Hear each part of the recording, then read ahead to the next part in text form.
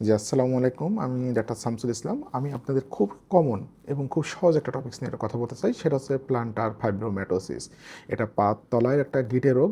অনেক সময় এটাকে আমরা প্লান্টার ফাসাইটিস মনে করে ট্রিটমেন্ট করতে থাকি এবং এটা আসলে এমন একটা রোগ যেটা একদম প্লান্টার ফাসাইটিসের মতোই এটা সাইন সিম্পটম থাকে, যেজন্য এটা ডায়াগনোসিস করা আসলে আমাদের ক্লিনিক্যালি এটা আসলে হয়ে ওঠে না। এটা যে আমাদের ডায়াগনোসিস করার একদম সুন্দর ওয়ে হচ্ছে মাস্কুলার আল্ট্রাসাউন্ড। মাস্কুলার আল্ট্রাসাউন্ড করলে আমরা প্লান্টার ফাঁসা যেটা তার মিডল স্লিপে আমরা একটা টিউমার লাইক বা ফাইব্রোমা পাই, যেটাতে আমরা একটা ডায়াগনোসিসটা কনফার্ম করতে পারি।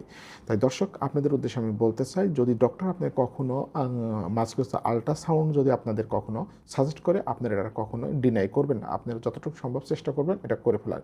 একটা সঠিক ডায়াগনোসিস হতে পারে আপনার একটা রোগ ডায়াগনোসিসের প্রথম শর্ত, এবং আপনার সাফারিং থেকে মুক্তির একটা ওয়ে হতে পারে।